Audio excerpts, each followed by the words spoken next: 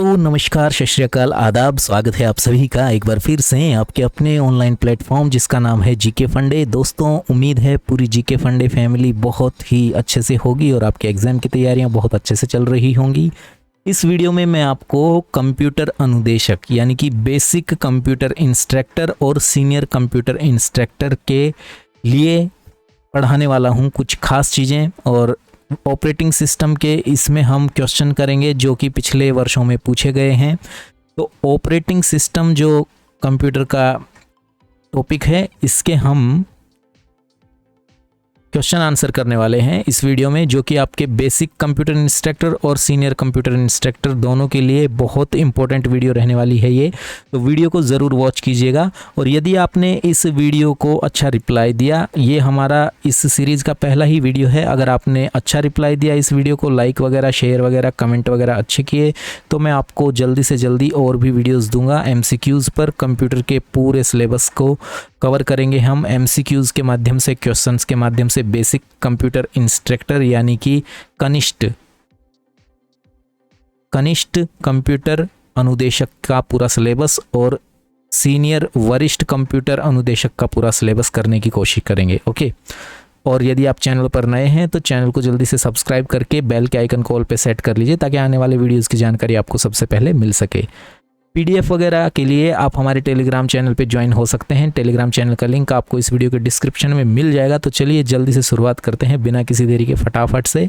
और पहला सवाल है वर्चुअल मेमोरी से संबंधित। तो वर्चुअल मेमोरी से संबंधित ये पहला सवाल है आपसे जो पूछा गया, और ये सवाल है कि भाई साहब, virtual memory is a, virtual memory क्या होती है? ओके। तो इस सवाल का सही जवाब होगा virtual memory is an illusion of an extremely large memory. Okay. Virtual memory जो होती है, ये एक भ्रम होता है कि मेमोरी जो हमारे पास है वो बहुत बड़ी है, एक्सट्रीमली लार्ज है। ओके। इसी चीज़ को, इसी भ्रम को वर्चुअल मेमोरी कहा जाता है। एक्चुअली जो शब्द है ना, ये इंग्लिश का वर्चुअल मतलब ये होता है कि जिस चीज़ का कोई अस्तित्व ना हो, जो कि एग्जिस्ट ना करती हो, ठीक है, जिसका कोई अस्तित्व ना हो, उसे वर्चुअल कहा जाता है, काल्पनिक। तो ये वर्चुअल शब्द से ही पता लग रहा है यार, ये एक इल्यूजन होता है। This is an illusion of an extremely large memory that is known as virtual memory. Okay. Computer अनुदेशक, बेसिक कंप्यूटर इंस्ट्रक्टर और सीनियर कंप्यूटर इंस्ट्रक्टर राजस्थान की परीक्षा अभी 18 जून को होने वाली है। तो ये वीडियो आपको बहुत हेल्प कर सकता है भाई, तो वीडियो को ज़रूर पूरा वॉच कीजिएगा। सेकंड देखिए, सेकंड आपका है spatial locality refers to the problem that once a location is referenced. Special locality जो होती है वो रेफर करती है किस समस्या को, कि एक बार कोई लोकेशन अगर रेफरेंस्ड कर ली गई है तो चारों ऑप्शन दिए गए हैं। It will not be referenced again, it will be referenced again, और तीसरा ऑप्शन है a nearby location will be referenced soon, या फिर नन ऑफ द अबव। और इस सवाल का जो सही जवाब है वो होगा आपका ऑप्शन नंबर सी, यानी कि a nearby location will be referenced soon. Okay.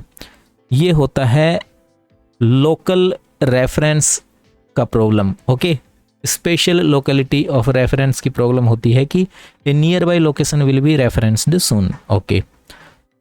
चलिए अगला सवाल देखते हैं। तीसरा सवाल है which of the following is an example of spooled devices. Okay.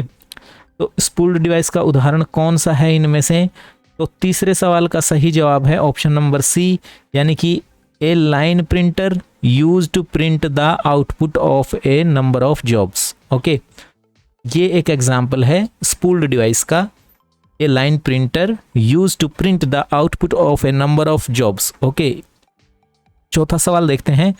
Page fault occurs when. Page fault कब होता है बताइए?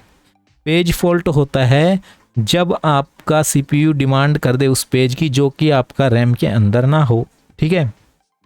The page is not in main memory, यानी कि ऑप्शन सी इसका सही जवाब हो जाएगा। The page is not in main memory. Main memory होता है RAM, okay, random access memory, और सेकेंडरी मेमोरी जो होता है आपका हार्ड डिस्क वगैरह, पेन ड्राइव वगैरह, जो भी चीज़ें आप स्टोरेज के लिए यूज़ करते हैं, जो भी डिवाइसेस, वो होते हैं सेकेंडरी मेमोरी। मेन मेमोरी जब भी शब्द आएगा समझ जाना रैम, रैंडम एक्सेस मेमोरी की बात हो रही है, ठीक है।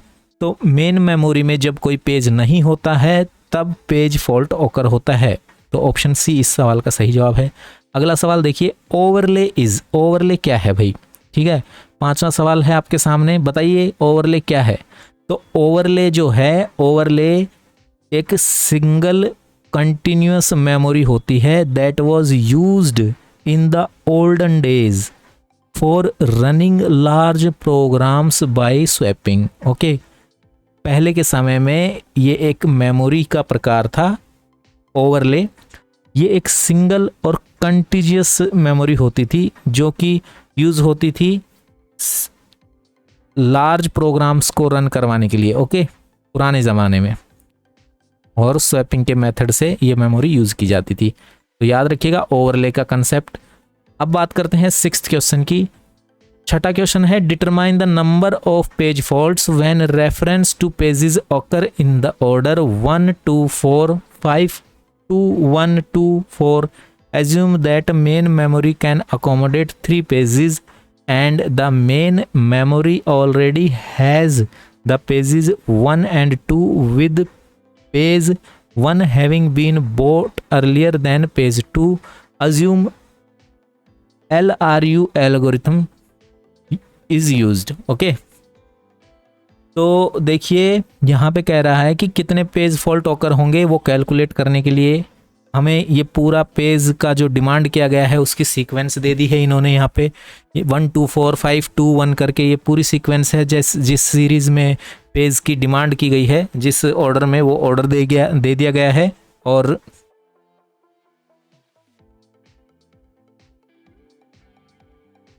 और फिर पूछा गया है कि अगर रैम के अंदर यानी कि मेन मेमोरी में 3 पेजों की स्पेस है, 3 पेज ही अकोमोडेट हो सकते हैं एक समय में, और जिसमें कि 1 और 2 नंबर पेज ऑलरेडी रैम के अंदर हैं, और उन दोनों में भी पहले एक पेज नंबर 1 पहले है, मतलब नीचे पेज नंबर 1 है, फिर उसके ऊपर पेज नंबर 2 है, इस तरीके से है। और LRU का यूज़ करना है तो आसान, ये न्यूमेरिकल है, बहुत आसान, आप कर सकते हैं इसे। और जब इसे हल करेंगे तो करेक्ट आंसर जो आएगा निकल के वो आपका आएगा ऑप्शन नंबर सी, यानी कि 4 पेज फॉल्ट ऑकर होंगे, ठीक है। ऑप्शन नंबर सी सही जवाब है। नेक्स्ट क्वेश्चन देखिए, concurrent process are processes that, concurrent processes कौन से प्रोसेसेस होते हैं? तो कॉन्करेंट प्रोसेसेस होते हैं वो कौन से प्रोसेसेस होते हैं भाई? कॉन्करेंट प्रोसेसेस होते हैं आपके overlap in time process, okay. Overlap in time process जो होते हैं, जो टाइम के दौरान ओवरलैप करते हैं, उनको कॉन्करेंट प्रोसेसेस कहा जाता है। एक ही समय में एग्जीक्यूट होने वाले प्रोसेस कॉन्करेंट प्रोसेस कहलाते हैं। नेक्स्ट क्वेश्चन देखिए, 8वां सवाल, the page replacement policy that sometimes leads to more page faults when the size of the memory is increased is. तो यहाँ पे पूछा गया है कि the page replacement policy that sometime leads to more page faults when the size of the memory is increased is, उसको क्या कहते हैं? तो बताइए क्या कहते हैं। तो ऑप्शंस में से जो सही जवाब है 8वें सवाल का वो है आपका फीफो, यानी कि फर्स्ट इन फर्स्ट आउट, पहले आया पहले पाया, वो वाला जो सीन है वो होता है इस एल्गोरिथम में। और यहाँ पे फीफो का फुल फॉर्म है first in first out, okay. तो फर्स्ट इन फर्स्ट आउट जो है ये आंसर करेक्ट है यहाँ पे। 9वां सवाल देखिए, the only state transition that is initiated by user process itself is. तो फिर से देखिए, the only state transition that is initiated by the user process itself is. तो 9वें सवाल का जो सही जवाब होगा वो होगा ऑप्शन नंबर ए, ब्लॉक। ब्लॉक प्रोसेस, जो प्रोसेस की जो स्टेट ट्रांजिशन होती है वो इसका सही जवाब है, ब्लॉक। ठीक है। 10वां सवाल देखिए, वर्किंग सेट टी और के, ये एक सेट दिया हुआ है, at an instant of time T is the set of. 10वें सवाल का करेक्ट आंसर क्या होगा भाई? 10वें सवाल का करेक्ट आंसर होगा आपका ऑप्शन नंबर डी। ओके, यानी कि pages that have been referenced in the last and time units. Okay, अब 11वां सवाल है, फ्रेगमेंटेशन इज। फ्रेगमेंटेशन क्या होता है बताइए? फ्रेगमेंटेशन क्या होता है? तो फ्रेगमेंटेशन होता है कि fragments of memory words used in A page या फिर fragments of memory words unused in A page. बताइए, तो फ्रेगमेंटेशन क्या होता है? फ्रेगमेंटेशन एक्चुअली रैम को डिवाइड करने को कहते हैं भाई। ठीक है, रैम को जो डिवाइड किया जाता है वो फ्रेगमेंटेशन कहलाता है। और इस सवाल का सही जवाब है option number D, fragments of memory words unused in A page. ठीक है, ये आंसर होगा इस सवाल का सही जवाब है ऑप्शन नंबर डी। फ्रेगमेंटेशन क्या होता है भाई? फ्रेगमेंटेशन होता है fragments of memory words unused in A page. अगला सवाल देखिए, मेमोरी के फ्रेगमेंट जो कि यूज नहीं हो पाए उनको फ्रेगमेंटेशंस कहते हैं। 12वां सवाल देखिए, which of the following are real time systems. Okay, real time systems कौन से होते हैं भाई? जैसे मिसाइल सिस्टम हो गया, सैटेलाइट सिस्टम हो गया, ये सभी रियल टाइम सिस्टम हैं। तो दोनों ही यहाँ पे ऑप्शन बी और ऑप्शन सी दोनों करेक्ट हैं 12वें सवाल के लिए। 12वां सवाल ऑप्शन 2 सही है 12वें सवाल में, तो आपका 12वें सवाल के लिए बी और सी दोनों ऑप्शन सही हैं। यानी कि रियल टाइम सिस्टम क्या होते हैं? ए प्रोसेस कंट्रोल सिस्टम और एयरक्राफ्ट कंट्रोल सिस्टम। ये जो aircraft, satellite control system, missile control system, जितने भी ये सिस्टम होते हैं ये सारे रियल टाइम सिस्टम होते हैं। और एक प्रोसेस कंट्रोल सिस्टम जो होते हैं ये भी रियल टाइम सिस्टम होते हैं। नेक्स्ट देखिए, Dijkstra's banking algorithm is an operating system in an operating system solves. तो बैंकिंग एल्गोरिथम किस चीज़ को सोल्व करने के लिए यूज़ की जाती है भाई? बताइए जल्दी से। 13वें सवाल का आंसर काफ़ी इंपॉर्टेंट ये क्वेश्चन है 13वां। तो बैंकिंग एल्गोरिथम डेडलॉक को अवॉइड करने के लिए यूज़ की जाती है। ओके, देखिए यहाँ पे याद रखिएगा, बैंकिंग एल्गोरिथम जो है डेडलॉक को अवॉइड करने के लिए, ताकि डेडलॉक ना अकर हो, इसलिए ये यूज़ की जाती है बैंकिंग एल्गोरिथम। 14वां सवाल देखिए, in paged memory system if the page size is increased then the internal fragmentation generally. फिर से देखिए, इन पेज्ड मेमोरी सिस्टम, एक हमारे पास मेमोरी सिस्टम है पेज्ड टाइप का। पेज्ड मेमोरी सिस्टम में क्या होता है ये पूछा है, अगर पेज की साइज इंक्रीज कर जाए तो इंटरनल फ्रेगमेंटेशन पे उसका क्या इफेक्ट होगा? तो यार ऑब्वियस सी बात है कि इंटरनल फ्रेगमेंटेशन पे क्या इफेक्ट होगा, बताइए फटाफट से 14 नंबर सवाल का जवाब। तो इंटरनल फ्रेगमेंटेशन जो है वो ज़्यादा हो जाएगा, अधिक हो जाएगा अगर पेज साइज इंक्रीज कर दी जाए तो। ओके, याद रखिएगा, इंटरनल जो फ्रेगमेंटेशन है वो generally increase, okay, with increase in page size. 15वां सवाल देखिए, an operating system contain 3 user processes each require 2 unit of resources, यानी कि आर रिसोर्सेज हैं भाई। The minimum number of unit of resource are such that no deadlock will occur is. देखिए एक चीज़ समझा देता हूँ, ये जो आप वीडियो में क्वेश्चन आंसर देख रहे हैं ये कोई एवं ही लल्लू क्वेश्चन आंसर नहीं है कंप्यूटर के, ये इंजीनियरिंग लेवल के, बीटेक लेवल के क्वेश्चन आंसर मैं आपको करवा रहा हूँ। मैं खुद सॉफ्टवेयर इंजीनियर हूँ और ये बीटेक लेवल के क्वेश्चंस हैं जो कि आपके वास्तव में रियल में एग्ज़ाम्स में आते हैं। बाकी इनपुट डिवाइस कौन सा है, ब्राउज़र कौन सा है, ये क्या है, छोटे छोटे सवाल हैं यार, वो वैसे सवाल तो आप कर लोगे, ठीक है। तो एक्चुअल में वीडियो आपके लिए फ़ायदेमंद यही होने वाला है। यहाँ पे आप सवालों की गुणवत्ता देखिए, जो क्वेश्चंस हैं उनकी क्वालिटी देखिए क्वेश्चंस की, कितने ज़बरदस्त क्वेश्चन हैं। हर एक क्वेश्चन परीक्षा में पूछने लायक क्वेश्चन है भाई, तो ध्यान से पूरा वीडियो देख लीजिएगा आप, ठीक है। तो देखो पूछा गया कि ऑपरेटिंग सिस्टम जो है उसमें 3 यूज़र प्रोसेस हैं और हर एक को 2 यूनिट रिसोर्सेज की ज़रूरत है। तो the minimum number of units of R, मतलब रिसोर्स की मिनिमम कितनी यूनिट्स चाहिए कि कम से कम डेडलॉक ऑकर ना हो, है ना। 3 यूज़र हैं, हर एक को 2 यूनिट की ज़रूरत है रिसोर्स की। तो रिसोर्स की कम से कम कितनी यूनिट होनी चाहिए कि कम से कम डेडलॉक की स्थिति ना पैदा हो? तो 15 नंबर सवाल का सही जवाब होगा ऑप्शन नंबर बी, यानी कि कम से कम 4 यूनिट यहाँ पे होनी चाहिए। ओके, और इसका क्या कारण है भाई 4 यूनिट होनी चाहिए? 15 नंबर सवाल का क्या कारण है कि 4 आंसर आया है? क्योंकि deadlock occur when each of the three user processes hold one resources and make simultaneous demand of another. Okay, if there are 4 resources then one of the 3 user processes will get the 4th instance of the resource and relinquish one or both of the resources it is currently holding after using। Okay, इसको हिंदी में बताता हूँ। देखो, अगर deadlock ओकर कब होगा? Deadlock ओकर जब होगा जब 3 यूज़र जो हैं वो अगर एक एक रिसोर्स लेके बैठ जाएं। ठीक है, अगर हम 3 यूज़र हैं और हर एक यूज़र जो क्वेश्चन में दे रखा है कि 3 जो ऑपरेटिंग सिस्टम में 3 यूज़र हैं और 3 यूज़र में से हर एक को 2 यूनिट रिसोर्सेज चाहिए, तो हर एक 3 यूज़र जो हैं एक एक लेके बैठ गया, तो भाई सब 3 रिसोर्स तो हमारे फंस गए, बिजी हो गए। ठीक है, तो इसलिए एक एक्स्ट्रा रिसोर्स रखा गया है, तो यहाँ पे 4 आंसर सही है। ओके, चलिए आगे बढ़ते हैं, अगला सवाल देखते हैं। 16वां सवाल देखिए, critical region is. Critical reason क्या होता है भाई? क्रिटिकल रीजन बताइए क्या होता है? तो 16वें नंबर का सही जवाब है आपका ऑप्शन नंबर, बताइए क्या सही होगा 16 नंबर क्वेश्चन के लिए? कौन सा ऑप्शन? ऑप्शन नंबर बी सही होगा भाई, ऑप्शन नंबर बी। यानी कि क्रिटिकल रीजन क्या होता है?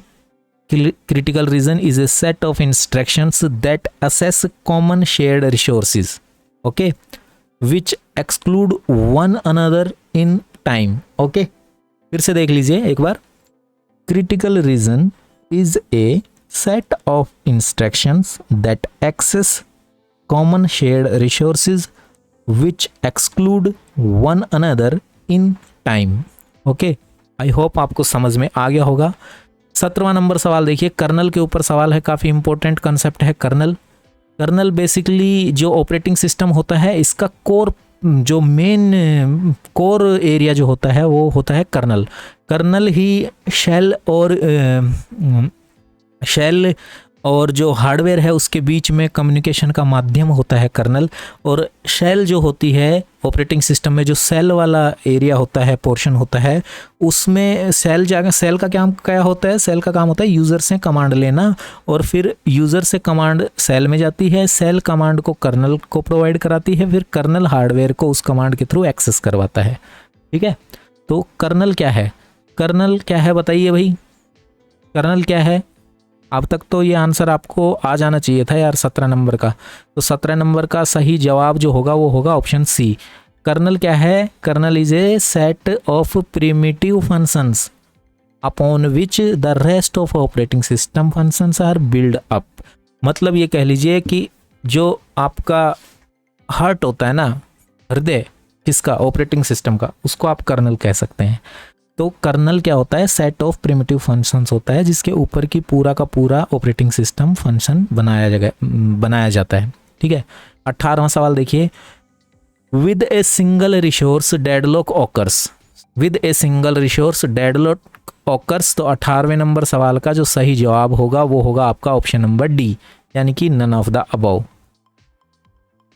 ठीक है, अगर एक सिंगल रिसोर्स है तो डेडलॉक ऑकर होगा if there are more than 2 processes competing for that resources. बिल्कुल गलत।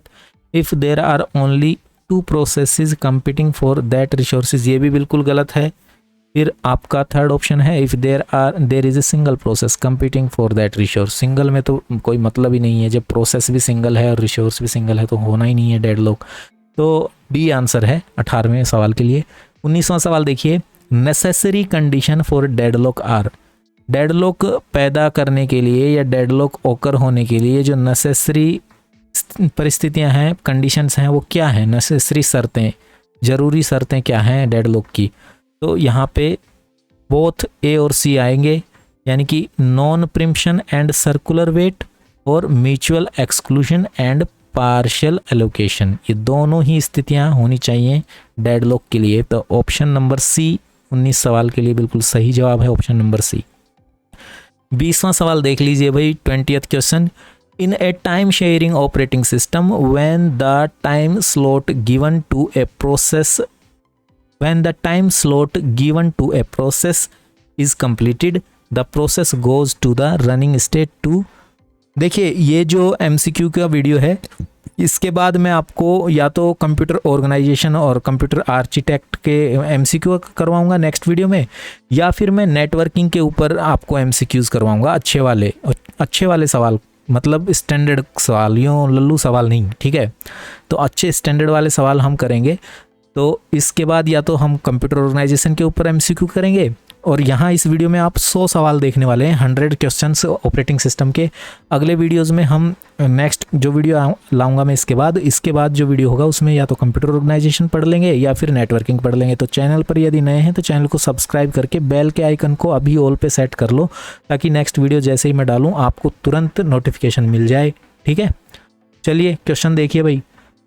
क्वेश्चन पूछा गया 20वां कि in a time sharing operating system when the time slot given to a process is completed, the process goes from running state to the. पूछ रहा है कि टाइम शेयरिंग ऑपरेटिंग सिस्टम जो होता है उसमें जब किसी प्रोसेस को दिया गया टाइम स्लॉट पूरा हो जाता है तो वो प्रोसेस रनिंग स्टेट से कौन सी स्टेट में चला जाता है, बताओ। अगर टाइम स्लॉट कंप्लीट हो जाता है उस प्रोसेस का जो उसको दिया गया है, तो वो कहाँ चला जाएगा भाई, रनिंग स्टेट से वो रेडी स्टेट में चला जाएगा। ओके, रनिंग स्टेट और रेडी स्टेट के बीच में स्विचिंग होती रहती है जब तक कि आपका प्रोसेस कंप्लीट ना हो जाए। ओके, रेडी स्टेट में चला गया, फिर नेक्स्ट टाइम स्लॉट जब उसको आएगा तो फिर से अपना इसमें रनिंग स्टेट में आएगा, और अगर वो कंप्लीट हो गया तो फिर वो टर्मिनेट स्टेट में चला जाएगा। अगर कंप्लीट नहीं हुआ तो फिर से रेडी स्टेट में आ जाएगा, फिर वेट करेगा अपने टाइम स्लॉट की, नेक्स्ट टाइम स्लॉट में फिर से उतने टाइम स्लॉट के लिए एग्जीक्यूट होगा वही प्रोसेस। इसी तरीके से वो हर टाइम स्लॉट में एग्जीक्यूट होता रहेगा और स्विचिंग होती रहेगी, रनिंग स्टेट में और रेडी स्टेट में जाता रहेगा, आता रहेगा, ठीक है। आई होप समझ गए होंगे, बहुत ईजी कंसेप्ट है, ठीक है। देखिए प्रोसेस की एग्जीक्यूशन की स्टेजेस होते हैं भाई। सबसे पहले न्यू स्टेज, ठीक है, जब कोई भी प्रोसेस क्रिएट होता है, ठीक है। फिर रेडी स्टेट, फिर रनिंग स्टेट, फिर साइड में उसके आप अगर प्रोसेस को इनपुट आउटपुट ऑपरेशन परफॉर्म करने की ज़रूरत पड़ गई तो फिर वो सस्पेंडेड रेडी में जा सकता है या सस्पेंडेड ब्लॉक में जा सकता है, सस्पेंडेड रेडी स्टेट में या सस्पेंडेड ब्लॉक स्टेट में। रेडी स्टेट से रनिंग स्टेट में वापस आ सकता है, और लास्ट में जब वो कंप्लीटेड हो जाता है तो वो स्टेज जो होती है वो होती है उसकी टर्मिनेटेड स्टेट। ओके, ये प्रोसेस की स्टेट्स हैं भाई। एग्जीक्यूशन के दौरान जिन स्टेट्स से कंप्यूटर प्रोसेस गुजरता है उनके नाम है ये, ठीक है। नेक्स्ट क्वेश्चन देखिए 21। At a particular time the value of a counting semaphore is 10, it will become 7 after. कह रहा है कि एक पर्टिकुलर समय में काउंटिंग सेमाफोर जो है उसकी वैल्यू 10 है, मान उसका 10 है, तो ये 7 कब हो जाएगा, 7 कब हो जाएगा उसका मान। तो 21वें सवाल के लिए ऑप्शन आपके 2 सही हैं, ऑप्शन बी और ऑप्शन डी, ठीक है। यानी कि 3P ऑपरेशंस के बाद और 13P ऑपरेशंस और 10V ऑपरेशंस के बाद। ओके, दोनों ही ऑप्शन सही हैं। 21 सवाल के ऑप्शन नंबर बी और डी दोनों सही हैं, दोनों आंसर हो सकते हैं यहाँ पे। मतलब दोनों आंसर क्या है, दोनों ही आंसर हैं, ठीक है।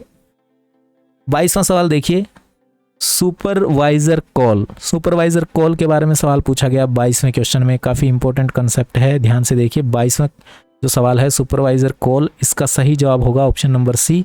Supervisor call are privileged calls that are used to perform resource management functions which are controlled by the operating system. Okay, ये क्या होती हैं भाई, प्रिविलेज्ड कॉल्स होती हैं जो कि यूज़ करी जाती हैं रिसोर्स मैनेजमेंट के लिए, और ये कंट्रोल की जाती हैं ऑपरेटिंग सिस्टम। ऑब्वियसली यार ऑपरेटिंग सिस्टम के द्वारा ही कंट्रोल की जाएंगी, ये तो बात आप जानते ही हो, ठीक है। ऐसे तो नहीं कंट्रोल की जाएंगी किसी और के द्वारा। तो अब 23वां सवाल देखिए, semaphore are used to solve the problems of. Semaphores किसकी प्रॉब्लम सोल्व करने के लिए उपयोग में लाए जाते हैं, कौन सी समस्या का हल करते हैं सेमाफोर्स। सेमाफोर्स एक्चुअली बी और सी दोनों ही समस्याओं के लिए यूज़ होते हैं। प्रोसेस सिंक्रोनाइजेशन की समस्या को हल करने के लिए सेमाफोर यूज़ होता है, प्रोसेस सिंक्रोनाइजेशन। और म्यूचुअल एक्सक्लूजन की जो प्रॉब्लम है इसको भी सोल्व करने के लिए सेमाफोर्स यूज़ होते हैं। तो ऑप्शन बी और सी दोनों ही सही हैं यहाँ पे। 24वां सवाल देखिए, if the property of locality is referred as well pronounced in a program, if the property of locality of reference is well pronounced in a program। Property of locality को प्रोग्राम के अंदर क्या कहा जाता है, ये है इसका हिंदी मीनिंग। ठीक है, तो 24वें सवाल का जो करेक्ट आंसर है वो है आपका ऑप्शन नंबर बी और डी दोनों। ठीक है, यानी कि उसको the number of pages fault will be less, और डी ऑप्शन जो है एग्जीक्यूशन विल बी फास्टर। ये दोनों ही करेक्ट आंसर हैं इस क्वेश्चन के। 25वां क्वेश्चन देखिए, at a particular time of computation the value of a counter semaphore is 7। ठीक है, then 20p operations and XV operations were completed on this semaphore. If the final value of semaphore is 5, तो x की value बतानी है। ठीक है, तो x की वैल्यू क्या होगी भाई, यहाँ पे 25वें सवाल में x की वैल्यू होगी आपकी 18। ठीक है, अब वो 18 हो जाएगी x की वैल्यू। देखिए, each p operation will decrease the semaphore value by 1 and V operation increase it value by 1, ये आप जानते हो। ठीक है, हर एक P ऑपरेशन जो होता है सेमाफोर की मान को 1 से कम कर देता है, कौन, P। और V ऑपरेशन जो होता है वो इंक्रीज कर देता है सेमाफोर की वैल्यू को बाय 1, 1 से इंक्रीज कर देता है। वहीं P जो होता है P ऑपरेशन वो 1 से कम कर देता है सेमाफोर के मान को। अब कहते हैं कि इफ़ x इज़ 18, अगर x 18 है, देन P का मान 7p operations will make semaphore value 0। Okay, और if this is followed by 7p operations then the value comes back to 7। So after 18p and 18v operation the value of semaphore will be 7। The remaining 2p operation result in semaphore value 5। Okay, तो 29वां सवाल देखिए। Next question देख लेते हैं, 29th question, memory protection is of no use in a. Memory protection का कोई भी उपयोग नहीं है, कहाँ पर। 29वां सवाल का सही जवाब बताइए भाई। 29वें सवाल का जो सही जवाब होगा 29th क्वेश्चन का, वो आपका होगा ऑप्शन नंबर डी। ठीक है, डी नंबर ऑप्शन बिल्कुल सही है, none of the above. Okay, memory protection is of no use, यहाँ पे इनमें से कोई नहीं आंसर होगा इस सवाल के लिए। ठीक है ना, देखिए, even in a non multi programming system memory operation may be used when for example spooling is being used. Okay, यहाँ तक कि नॉन मल्टी प्रोग्रामिंग सिस्टम जो होते हैं उनमें भी मेमोरी प्रोटेक्शन का यूज़ उपयोग हो रहा होता है, जबकि उदाहरण के तौर पर स्पूलिंग जब यूज़ करी गई हो तब। ठीक है, तो यहाँ पे इनमें से कोई भी सही आंसर नहीं है 29 नंबर क्वेश्चन के लिए। बात करेंगे अगले सवाल की, और अगला सवाल है क्वेश्चन नंबर 30। देखिए, some computer system support dual mode operation, the user mode and the supervisor और monitor mode. These refers to the modes. कह रहा है कि कुछ कंप्यूटर सिस्टम जो होते हैं इनमें ड्यूअल, दो तरह के मोड ऑपरेशंस को ये सपोर्ट करते हैं। पहला यूज़र मोड और दूसरा सुपरवाइज़र या फिर मॉनिटर मोड। तो कह रहा है कि ये these refers to the modes, तो ये मोड्स किसको रेफर कर रहे हैं यहाँ पे?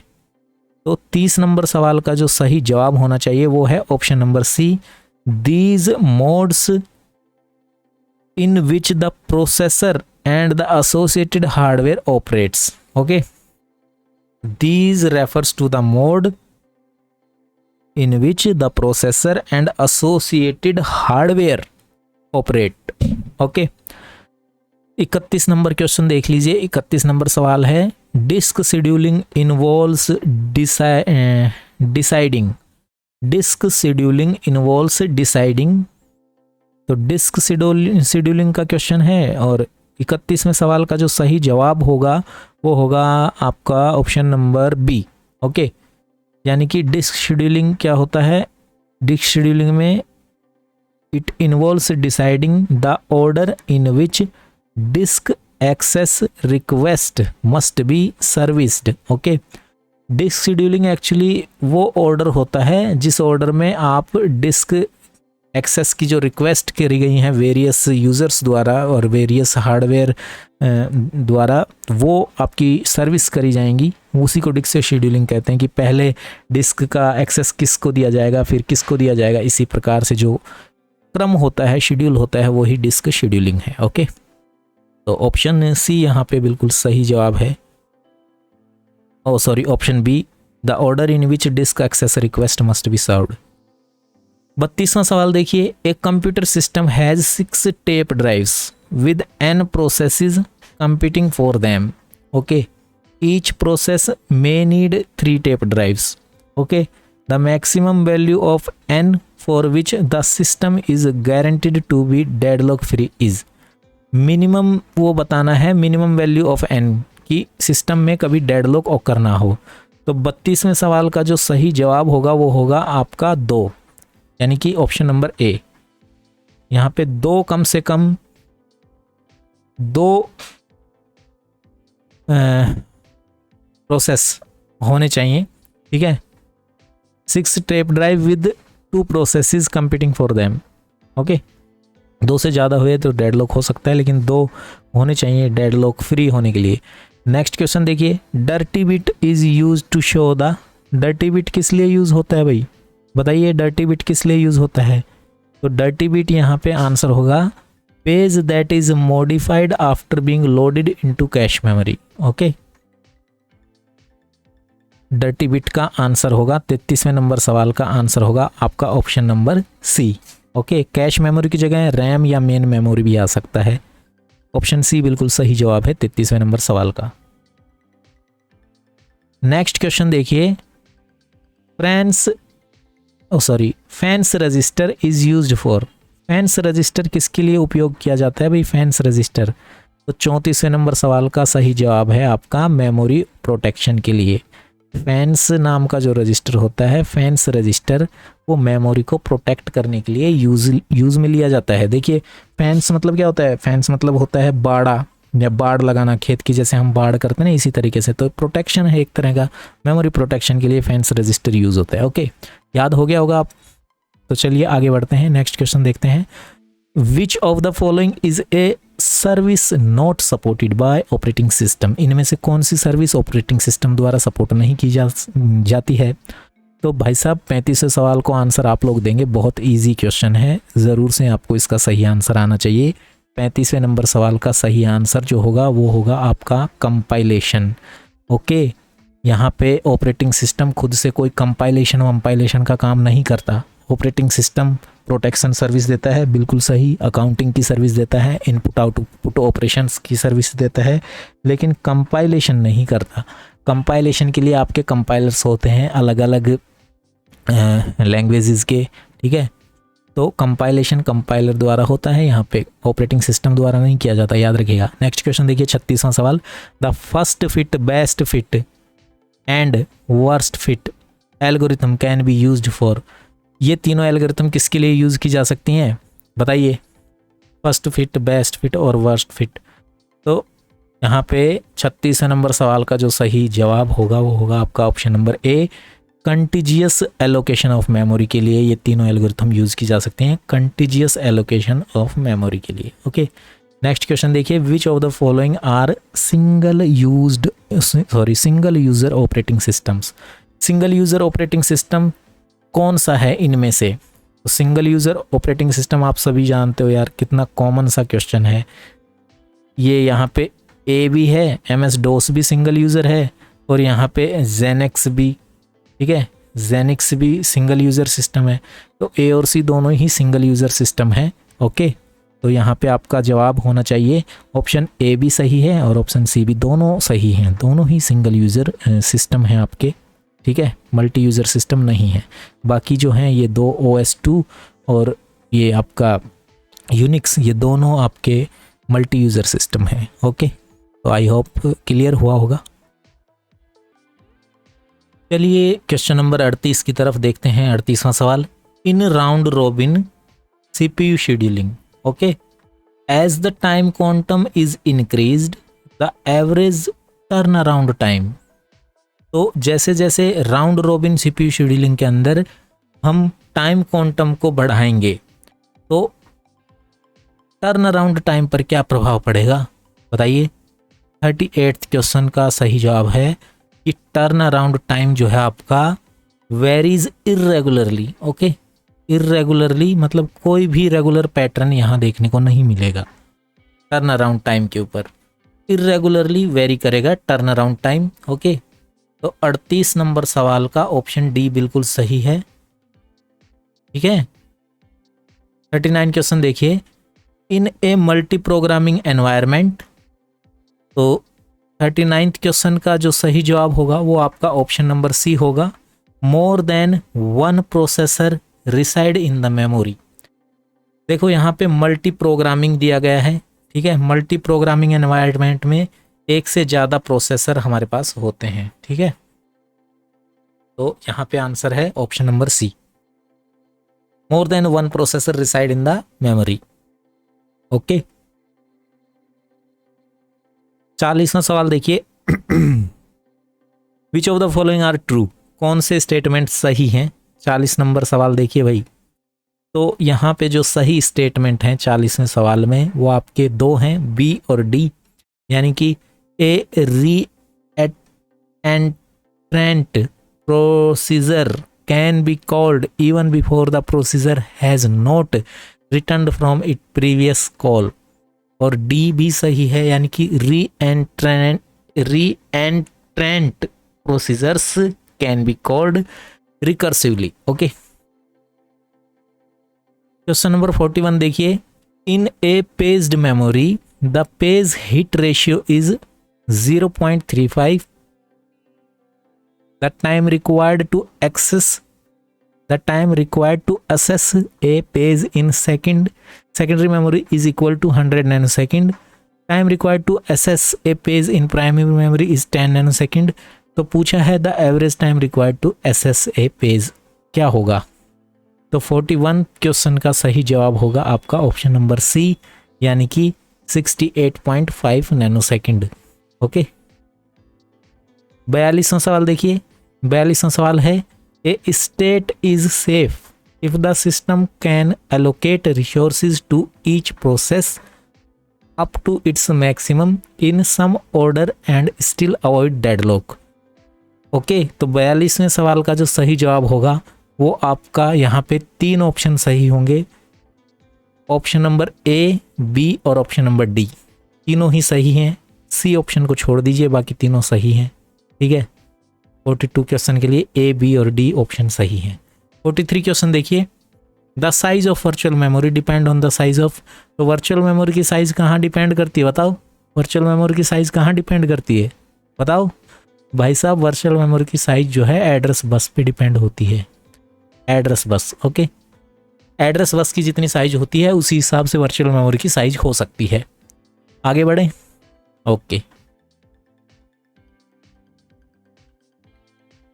44th क्वेश्चन देखिए, in a multi user operating system 20 request are made to use a particular resources per hour on an average, the probability that no request are made in 45 minute is.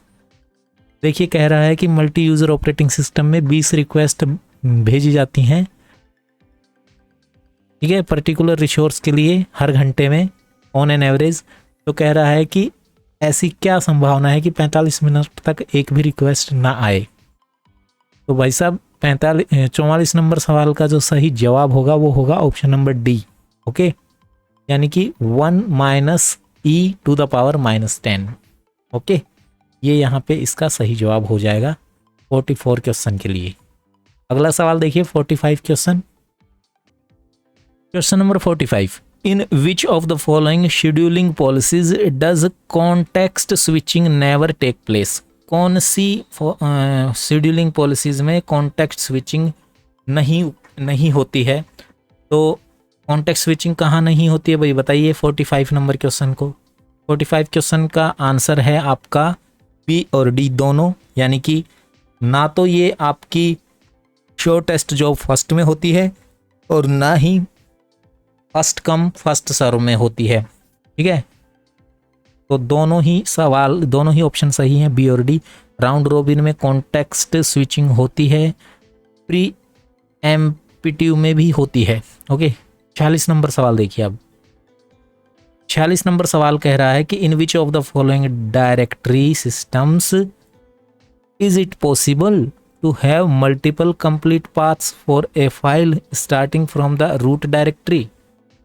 तो 46 question का सही जवाब होगा आपका option number, बताइए क्या सही होगा 46 के लिए।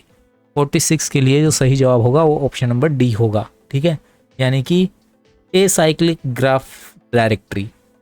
फिर से देखिए सवाल को, कह रहा है कि in which of the following directory system it is possible to have multiple complete paths for a file starting from the root directory.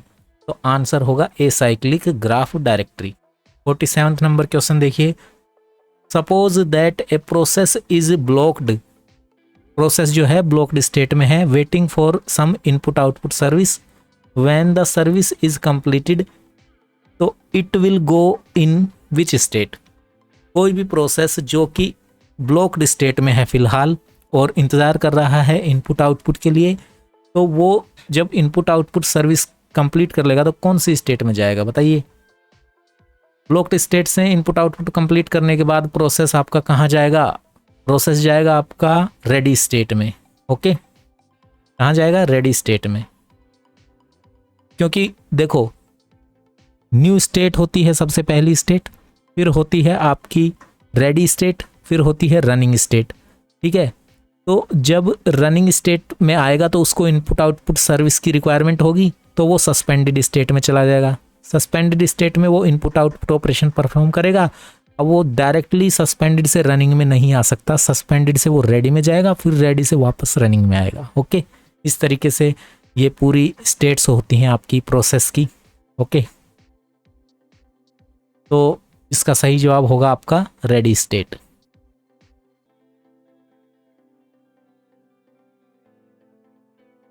और आप लोगों को एक बात और बताना चाहूँगा भाई, यहाँ से जो कंसेप्ट मैं इस वीडियो में बता रहा हूँ, जो क्वेश्चंस करवा रहा हूँ, डेफिनेटली 101% क्वेश्चंस यहाँ से आएंगे ही आएंगे आपके पेपर में। देख लेना इस वीडियो से, आपको कुछ ना कुछ सवाल जरूर मिल जाएंगे पेपर में। तो अगला वीडियो हम कंप्यूटर ऑर्गेनाइजेशन या कंप्यूटर नेटवर्किंग पे लाएंगे, तो चैनल को सब्सक्राइब करके रखिए। इस वीडियो में 100 सवाल करवा रहा हूँ ऑपरेटिंग सिस्टम के। ये पहला ही वीडियो है बेसिक कंप्यूटर इंस्ट्रक्टर और सीनियर कंप्यूटर इंस्ट्रक्टर के एग्ज़ाम की दृष्टि से। देखिए 48 क्वेश्चन देखिए, in a system that does not support swapping. ठीक है, 48 question, in a system that does not support swapping. तो यहाँ पे ऑप्शन ए भी सही है और ऑप्शन सी भी सही है, यानी कि the compiler normally binds symbolic addresses to relocatable addresses. और सी क्या है, the loader bind relocatable address to physical address. Physical address कौन सा होता है, फिजिकल एड्रेस रैम का होता है या सेकेंडरी मेमोरी का होता है। तो याद रखिएगा फिजिकल एड्रेस हमेशा और हमेशा आपके रैम का होता है, और रैम ही फिजिकल मेमोरी होती है एक्चुअली में। सेकेंडरी मेमोरी जो होती है वो लॉजिकल मेमोरी होती है, लॉजिकल एड्रेस उसका जनरेट होता है। और सीपीयू आपका हमेशा लॉजिकल एड्रेस ही जनरेट करता है, क्योंकि सीपीयू हमेशा आपका लॉजिकल एड्रेस जनरेट करेगा। सेकेंडरी मेमोरी से डाटा को उठा के, प्रोग्राम को उठा के वो फिर वहाँ पे लेके आएगा मेन मेमोरी में, रैम में। यहाँ पे एक मेमोरी मैनेजमेंट यूनिट का रोल आ जाता है। मेमोरी मैनेजमेंट यूनिट जो है ये कन्वर्ट कर देती है आपके लॉजिकल एड्रेस को फिजिकल एड्रेस के अंदर। इस प्रकार सीपीयू जो है पहले तो आपका लॉजिकल एड्रेस जनरेट करेगा, फिर वो logical address memory management unit द्वारा कन्वर्ट किया जाएगा फिजिकल एड्रेस में, और वहाँ से फिर वो डाटा को एक्सेस करता है कौन, सीपीयू। ओके, तो अच्छा सवाल है 48th भी। 49th क्वेश्चन देखिए। Okay, to obtain better memory utilization dynamic loading is used. With dynamic loading a routine is not loaded until it is called for implementing dynamic loading. अब answer बताओ 49th का। तो 49th का answer हो जाएगा आपका option number D, यानी कि user programs can implement dynamic loading without any special support from the operating system और हार्डवेयर। ठीक है, user program can implement dynamic loading without any special support from the operating system और the hardware. Okay, 50 number सवाल देखिए। Which of the following is true. कौन सा इनमें से सत्य कथन है। 4 कथन दिए गए हैं, सत्य कथन कौन सा है पूछा गया है 50वें सवाल का। और 50वें सवाल का जो सही जवाब हो जाएगा सत्य कथन है यहाँ पे आपका ऑप्शन नंबर सी, यानी कि the linkage editor links object modules and resolves external references between them before loading. ठीक है, क्वेश्चन नंबर 51 देखिए। Which of the following is true. फिर से पूछा गया कौन सा कथन सही है। तो 51 नंबर सवाल में जो सही कथन है वो आपका है ऑप्शन नंबर सी, यानी कि when overlays are used the size of a process is not limited to the size of physical memory। मैंने आपको अभी ओवरले मेमोरी का कंसेप्ट बताया था जो पिछले पुराने समय में ज़माने में यूज़ होती थी। कंटीजियनस मेमोरी होती थी जो लार्ज प्रोग्राम्स को रन कराने के लिए यूज़ की जाती थी। ओके, तो यहाँ पे सी ऑप्शन सही हो जाएगा। when overlays are used the size of process is not limited by the size of physical memory। Okay, very good. Let's move to the next question. Question number 52 is here on your screen. So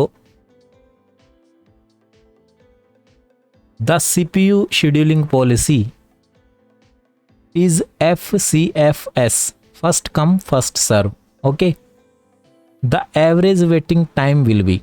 तो average waiting time क्या होगा, first come first serve CPU scheduling policy के दौरान। तो average waiting time बताना था आपको। Average waiting time 52 number सवाल का जो सही जवाब होगा वो होगा ऑप्शन नंबर ए 12.8 ms। Okay, micro second.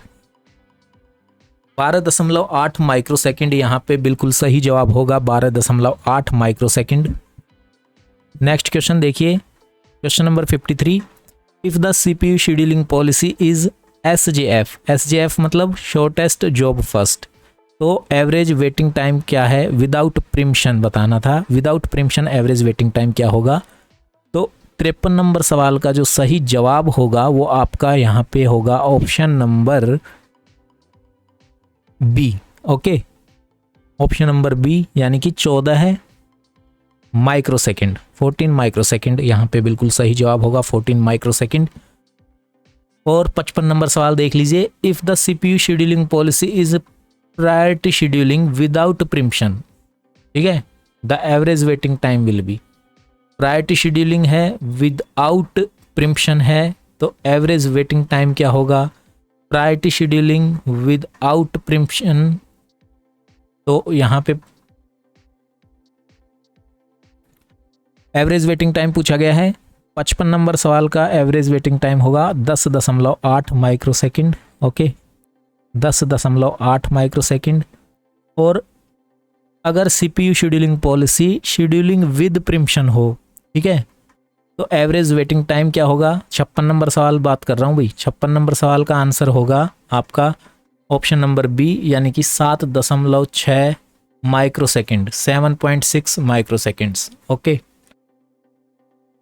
Question number 57 देखिए। इन पार्टीशनड मेमोरी एलोकेशन स्कीम, पहले हम ये जो 4 सवाल अभी पढ़े हमने इनके बारे में एक बार इनको याद करने की कोशिश करते हैं। काफ़ी इंपॉर्टेंट ये क्वेश्चन है यहाँ पे 52 से 56 तक।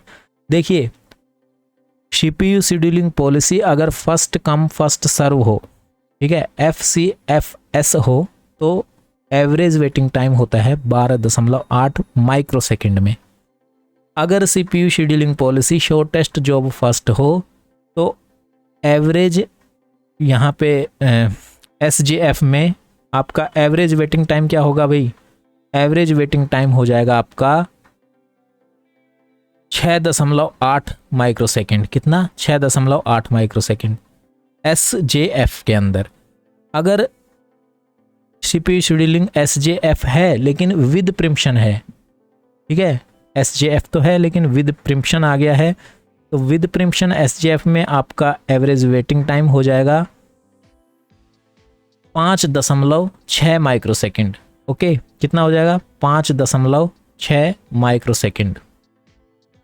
और CPU शेड्यूलिंग पॉलिसी अगर प्रायोरिटी शेड्यूलिंग है विदाउट प्रिम्पशन तो एवरेज वेटिंग टाइम आपका कितना हो जाएगा? 10.8 माइक्रोसेकंड का। और CPU शेड्यूलिंग अगर प्रायोरिटी शेड्यूलिंग है लेकिन प्रिम्पशन के साथ है तो 7.6 माइक्रोसेकंड यहाँ पे एवरेज वेटिंग टाइम होगा। 57 क्वेश्चन देखिए, इन पार्टीशनड मेमोरी एलोकेशन स्कीम। तो पार्टीशन मेमोरी एलोकेशन स्कीम के बारे में सवाल है और यहाँ पे सही जवाब होगा option number C. Superiority of first fit and best fit algorithm depend on sequence of memory requests. Okay, 58 question देखिए, cascading termination refers to termination of all child process before the parent terminates. तो यहाँ पे बोल रहा है कि cascading termination जो है ये क्या होता है? कैस्केडिंग टर्मिनेशन क्या होता है? Cascading termination option number C सही जवाब होगा यहाँ पे, नॉर्मली और एबनॉर्मली। ठीक है, cascading termination refers to termination of all child processes before the parent terminates normally और एबनॉर्मली। पेरेंट प्रोसेस के टर्मिनेशन से पहले ही चाइल्ड प्रोसेस को टर्मिनेट होना पड़ता है।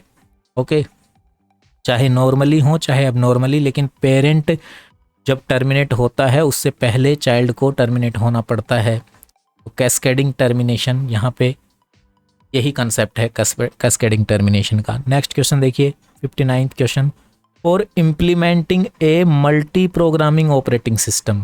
59 क्वेश्चन है मल्टी प्रोग्रामिंग ऑपरेटिंग सिस्टम के इम्प्लीमेंटेशन से, तो यहाँ पे ऑप्शन बी सही होगा, special support from processor is not essential. Okay, for implementation of multi programming operating system any special support from processor is not required. Okay, question number 60 देखिए, consider a system having m resources of same type, the resources are shared by 3 processes ABC which have peak time demand of 3, 4, 6 respectively. The minimum value of m that ensures that deadlock will never occur is। तो 60 number question का जो correct answer है वो है यहाँ पे option number ए, यानी कि minimum value of m for that deadlock will never occur, यहाँ पे 11 आंसर आएगा, ऑप्शन नंबर ए 11। ओके, तो अब देखते हैं अगला सवाल 61। A system has 3 processes sharing 4 resources. 3 process हैं, 4 रिसोर्सेज को शेयर कर रहे हैं। Each process needs a maximum of 2 units, then deadlock will. अगर हर एक प्रोसेस द्वारा मैक्सिमम 2 यूनिट की रिक्वायरमेंट है तो डेडलॉक ओकर होगा या नहीं होगा, ये पूछा गया है। तो 61 क्वेश्चन का जो करेक्ट आंसर है वो होगा डेडलॉक कभी भी नहीं हो पाएगा इस कंडीशन में, नेवर ओकर। ओके, जब सिस्टम में 3 प्रोसेस हैं और शेयरिंग रिसोर्सेज 4 हैं, ठीक है, और हर एक प्रोसेस की रिक्वायरमेंट जो है 2 यूनिट की है मैक्सिमम, तो डेडलॉक तो ओकर हो ही नहीं सकता। मैक्सिमम हर प्रोसेस 2 यूनिट लेगा, ठीक है, यहाँ पे रिसोर्सेज आपके पास 4 हैं तो डेडलॉक की कंडीशन हो ही नहीं रही है यहाँ पे। ठीक है, तो यहाँ पे होगा ऑप्शन नंबर ए 61 का, नेवर ऑकर्स। 62 नंबर सवाल देखिए, m processes share n resources of same type, the maximum need of each process does not exceed n। And the sum all their maximum needs is always less than m plus n in this setup deadlock will, बताइए यहाँ पे deadlock का ओकर होगा कि नहीं होगा। तो 62 क्वेश्चन का है, यहाँ पे मे ओकर हो सकता है, ज़रूरी नहीं है होगा, लेकिन हो सकता है, मे ओकर सही होगा। क्वेश्चन नंबर 63 देखिए, a process refers to 5 pages A B C D and E in the order A B C D A B E A B C D E, ये इसका ऑर्डर है, 5 पेजेस हैं, इस ऑर्डर में वो refer करता है इन पेजेस को। तो कहते हैं कि if the page replacement algorithm is FIFO, first in first out, okay. तो फीफो जो है एल्गोरिथम का यूज हो रहा है, तो number of pages which transfer with an empty internal store of 3 frames is, तो नंबर ऑफ पेजेस यहाँ पे कितने होंगे भाई, 63 क्वेश्चन का आंसर क्या होगा, 63 का सही जवाब आपका होगा ऑप्शन नंबर सी, यानी कि 9, ओके। 9 यहाँ पे बिल्कुल सही जवाब है, 9।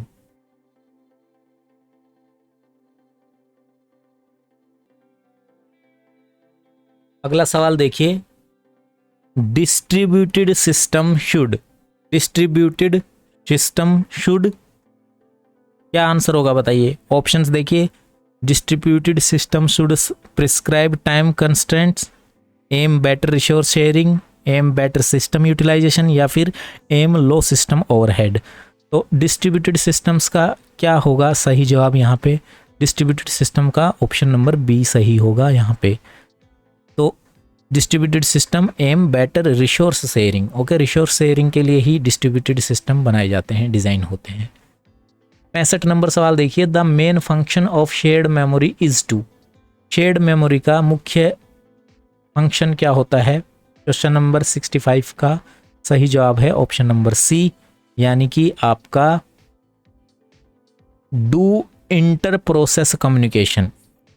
मेन जो फंक्शन होता है शेयर्ड मेमोरी का, वो इंटर प्रोसेस, यानी कि एक दूसरे प्रोसेस के मध्य, ओके, 2 प्रोसेस के बीच में इंटर प्रोसेस कम्युनिकेशन को शेयर्ड मेमोरी के द्वारा किया जाता है।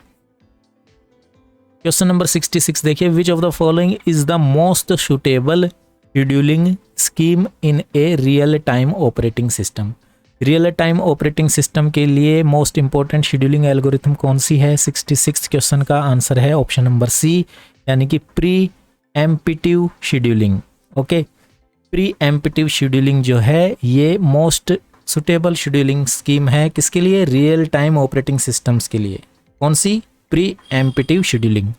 67 क्वेश्चन देखिए, in question number 63 if the number of available page frames is increased to 4 then the number of page transfers। अब यहाँ पे कह रहा है कि 63 नंबर सवाल में अगर यहाँ पे 5 पेज थे ना, और यहाँ पे कह रहा है कि 4 कर दिए जाएं, यही कह रहा है ना भाई। In question number 63 if the number of available, हाँ, available page frame increase to 4 then the number of page transfer कितने हो जाएंगे। तो अगर ऐसा हो जाएगा तो यहाँ पे 67 का सही जवाब आपका हो जाएगा ऑप्शन नंबर बी, यानी कि इंक्रीज हो जाएंगे, ओके, पेज ट्रांसफ़र इंक्रीज हो जाएंगे। अब एजिंग की बात करते हैं। एजिंग क्या है।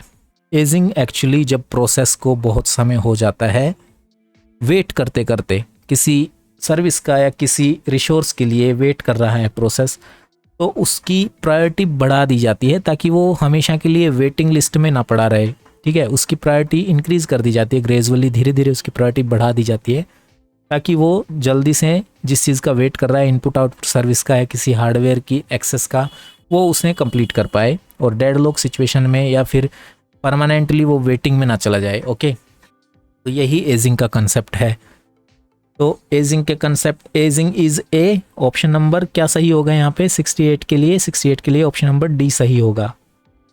Increasing the priority of job to ensure termination in a finite time, okay, एक निश्चित समय में जॉब कंप्लीट होने के लिए उस जॉब की प्रायोरिटी को इंक्रीज करते रहते हैं, इसी को एजिंग कंसेप्ट कहते हैं। नेक्स्ट क्वेश्चन देखिए, if there are 32 segments, 32 segment हैं, हर एक की साइज 1 KB है, 1 किलोबाइट है, तो लॉजिकल एड्रेस कितने बिट्स का होगा? ओके, ये पूछा गया है। तो देखिए यहाँ पे मैं आपको बता देता हूँ, 69th क्वेश्चन का सही जवाब होगा ऑप्शन नंबर सी। ठीक है, ऑप्शन नंबर सी 69 का सही जवाब होगा। To be specify a particular segment 5 bits are required. Okay, since 2 to the power 5 कितना होगा? 32। Having selected a page to select a particular byte one needs कितने बिट? 10 बिट्स। ओके, अब 10 बिट्स कितने होते हैं? 2 to the power 10 is equal to 1 kilobyte होता है। So total 5 + 10 यानी कि 15 बिट्स आर नीडेड। इसी प्रकार से आंसर सी हो जाएगा ऑप्शन नंबर क्वेश्चन नंबर 69 का, यानी कि 15 बिट्स की रिक्वायरमेंट होगी। ओके, ठीक है। देखिए मैं मान के चल रहा हूँ कि आपने ये चीज़ें पढ़ ली हैं अभी तक बहुत अच्छे से, इसलिए डायरेक्ट MCQ कर रहे हैं ताकि आपका रिवीजन भी हो जाए। ओके, और कुछ कंसेप्ट्स भी आपके क्लियर होते रहें साथ के साथ। तो ये मोटो है इस कक्षा का, और यहाँ से क्वेश्चन डायरेक्टली भी आपको मिल जाएंगे देखने को एग्जाम में। देखिए 70वां सवाल देखिए, disk requests come to a disk driver for cylinders in the order 10, 22, 22, 46 and 38 at a time. When the disk driver is reading from cylinder 20, the seek time is 6 microsecond per cylinder. The total seek time if the disk arm scheduling algorithm is first come first served is. तो total seek time कितना हो जाएगा यहाँ पे बताओ? 70 number सवाल का सही जवाब क्या होगा?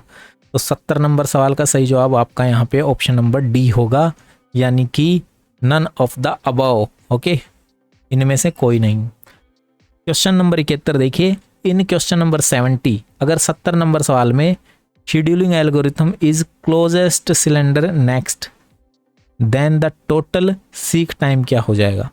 ठीक है, तो अगर scheduling algorithm closest cylinder next हो जाएगी तो टोटल सीक टाइम जो है 71 क्वेश्चन में हो जाएगा आपका 360 माइक्रोसेकंड्स का। कितना? 360 माइक्रोसेकंड्स का। नेक्स्ट क्वेश्चन देखिए 72वां सवाल, a certain moving arm disk storage with one head has following specifications. ये स्पेसिफिकेशन दे रखे हैं। ठीक है, नंबर ऑफ ट्रैक और रिकॉर्डिंग सरफेस कितने हैं? 200। डिस्क रोटेशन स्पीड क्या है? 2400 राउंड पर मिनट, और ट्रैक स्टोरेज कैपेसिटी है 62,500 बिट्स की।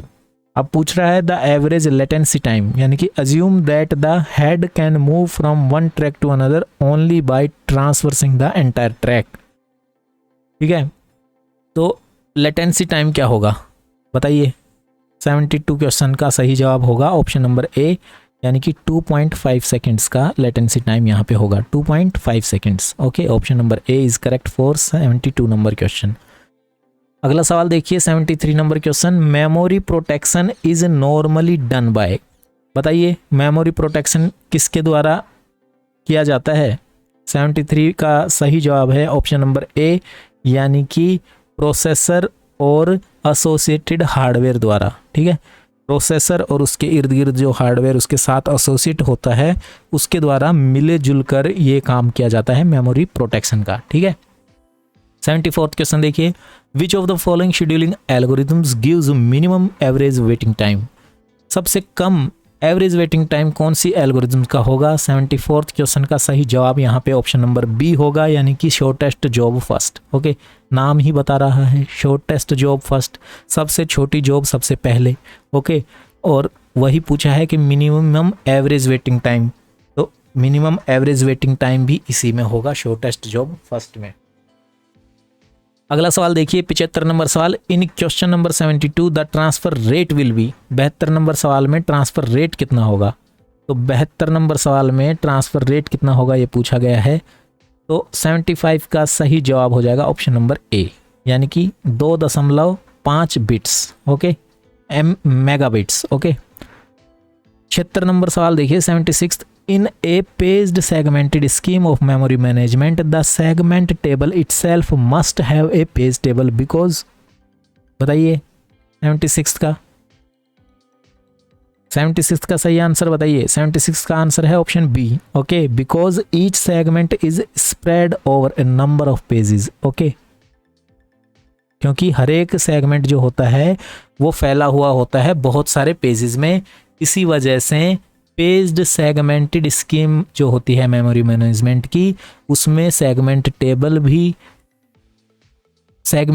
की खुद की अपनी एक पेज टेबल होना जरूरी होता है। ठीक है, देखो सवाल को फिर से समझो यार। देखो ये कह रहा है कि जो हर एक सेगमेंट होता है ना वो फैला हुआ होता है बहुत सारे पेजेस के ऊपर, किसमें? Segmented scheme of memory management में।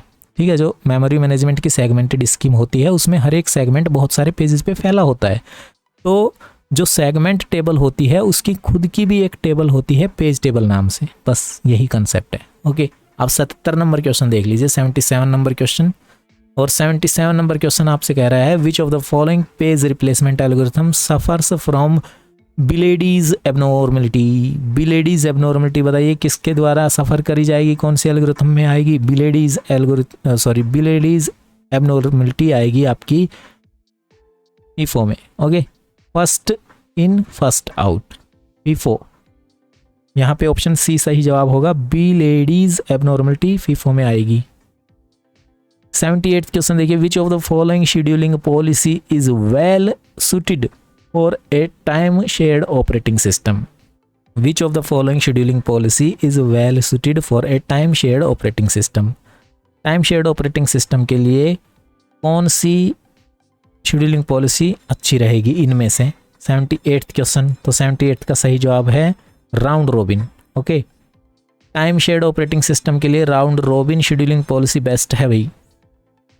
नेक्स्ट क्वेश्चन देखिए 79th, the address sequence generated by tracing a particular program executing in a pure demand paging system with 100 records per page with one free main memory frame is recorded as follows. Okay, what is the number of page faults? तो page faults के number कितने होंगे? 79th question का सही जवाब यहाँ पे जो होगा वो आपका होगा ऑप्शन नंबर सी, यानी कि 7 पेज फॉल्ट होंगे। ठीक है, अब अगला सवाल देखिए question number 80। A computer system has 4K word cache organized in a block set associative manner with 4 blocks per set और 64 words per block. The number of bits in the set and word fields of the main memory address format is. तो यहाँ पे 80 number सवाल का सही जवाब हो जाएगा आपका 4 and 6। ओके, 4 और 6। क्वेश्चन नंबर 81 देखिए, the computer installation has 1000K of memory, the job arrived and finished in the following sequence. ये सीक्वेंस है जॉब के अराइवल और फिनिश का।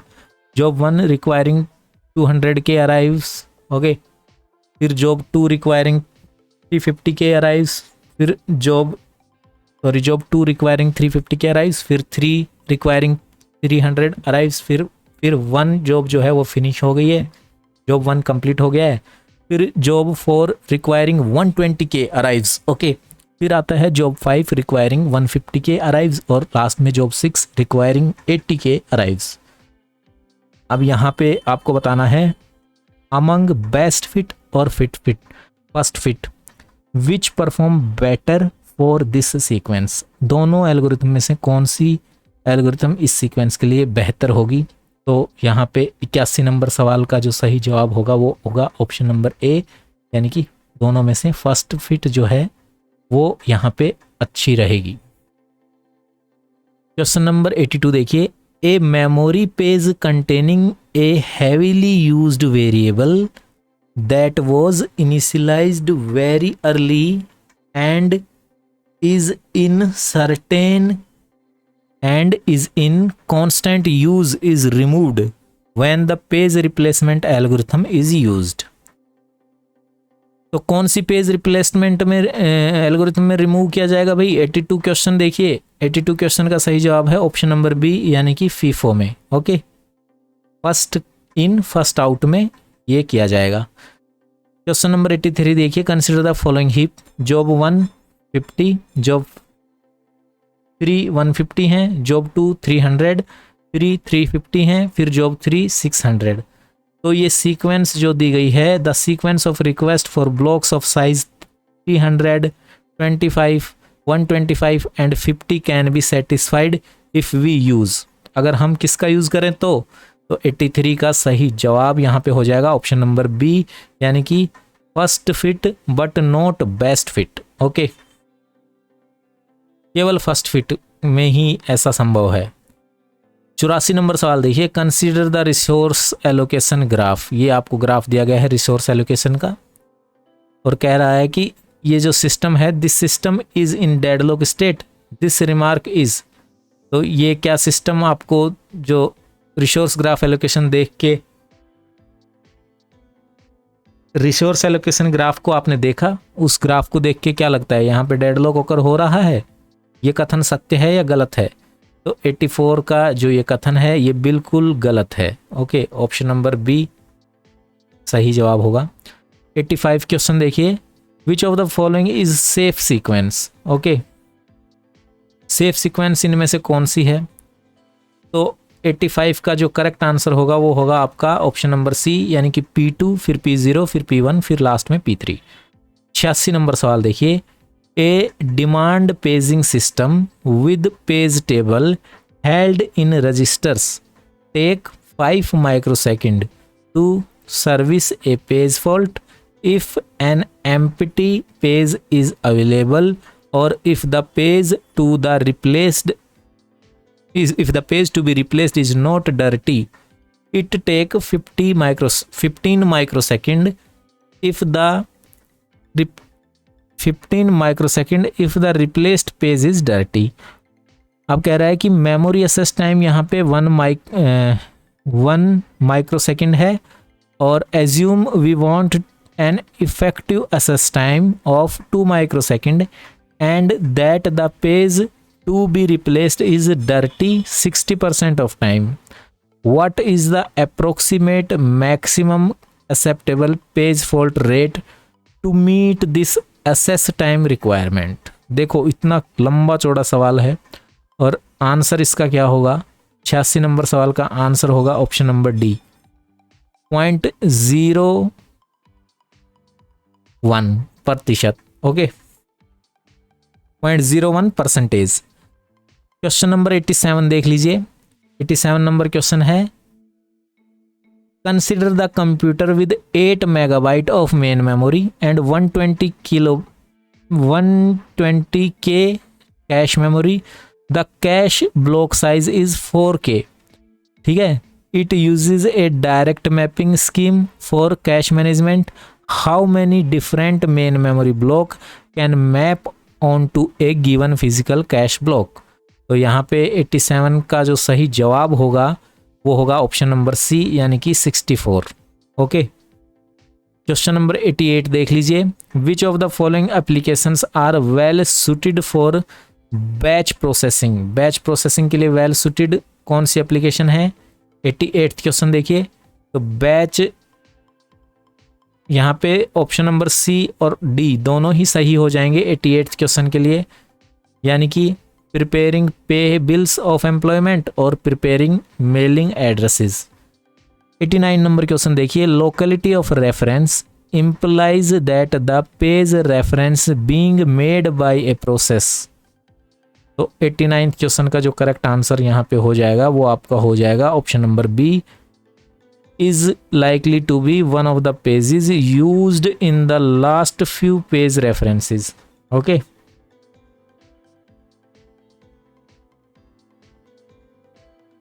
नेक्स्ट क्वेश्चन देख लीजिए, the correct matching for the following pairs, disk scheduling, batch processing, time sharing. और time sharing का तो आपको पता है राउंड रॉबिन से हो जाएगा, ठीक है। और जो आपका डिस्क शेड्यूलिंग है ये किससे मीट हो जाएगा? तो 90 नंबर का जो सही जवाब होगा वो आपका ऑप्शन नंबर सी होगा। और ए का मैच हो जाएगा आपका 2 से, डिस्क शेड्यूलिंग स्कैन से मैच होगी, ठीक है। बी का मैच आपका फीफो से हो जाएगा, बैच प्रोसेसिंग जो है ये फीफो से मैच होगी, टाइम शेयरिंग राउंड रोबिन से मैच होगी, और आपका इंटरप्ट प्रोसेसिंग जो है ये आपका लीफो से मैच होगी, लास्ट इन फर्स्ट आउट।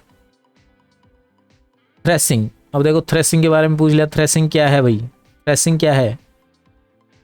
तो थ्रेसिंग के ऑप्शन देखिए, reduce page input output, decrease the degree of multi programming, implies excessive page input output, या फिर इम्प्रूव द सिस्टम परफॉर्मेंस।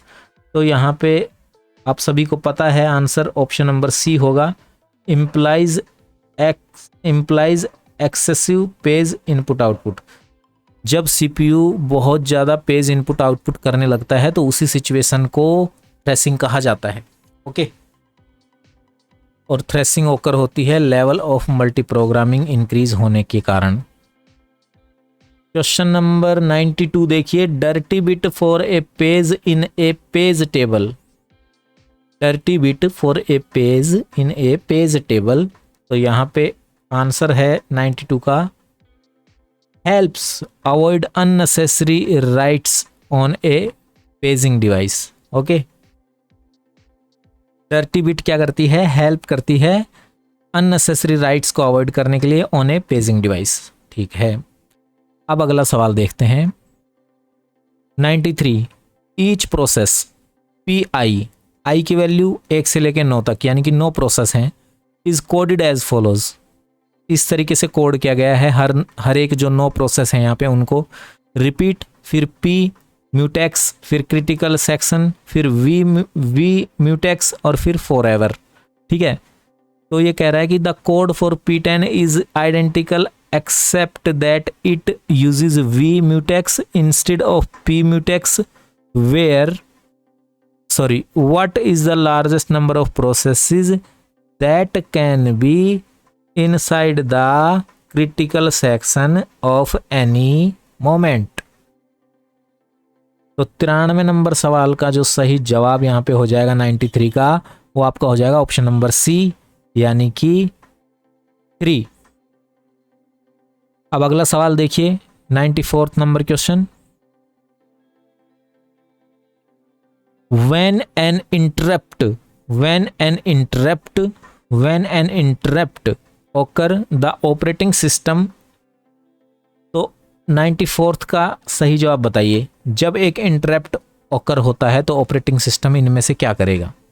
जब एक इंटरप्ट ओकर हो जाता है तो हमारा जो ओएस है वो इनमें से क्या करता है? तो ओएस करता है change the state of interrupted process to blocked. जो भी प्रोसेस इंटरप्टेड हुआ है उसको ब्लॉक्ड स्टेट में ले जाता है और शेड्यूल कर देता है दूसरे प्रोसेस को, यही करेगा और क्या करेगा? बिल्कुल ऑब्वियस सा सामने बिल्कुल आंसर है आपके, तो ऑप्शन डी बिल्कुल करेक्ट जवाब है इस सवाल का। तो दोस्तों ये थे ऑपरेटिंग सिस्टम के पिछली परीक्षाओं में पूछे गए सवाल ऑपरेटिंग सिस्टम टॉपिक से। अगर आप इस वीडियो को अच्छा रेस्पॉन्स देते हैं, इसको अच्छे लाइक्स देते हैं, कमेंट्स देते हैं और आप अपने टेलीग्राम फेसबुक दोस्तों में शेयर करते हैं ग्रुप्स में, और अच्छा अगर ये वीडियो आपको लगा तो मैं ज़रूर से और भी टॉपिक्स आपको बड़ी जल्दी से करवा दूंगा MCQs के माध्यम से, जो कि आपके बेसिक और सीनियर कंप्यूटर इंस्ट्रक्टर परीक्षा में बहुत इंपॉर्टेंट हो सकते हैं। तो thank you for watching, take care, see you in the next session. ये हमारा फर्स्ट पार्ट था, आज ही पहला पार्ट मैंने डाला है बेसिक और सीनियर कंप्यूटर इंस्ट्रक्टर का, और जल्दी ही लाऊंगा दूसरा पार्ट। तब तक के लिए आप रखिए अपना ख्याल, टाटा बाय बाय, जय हिंद, ओके बाय।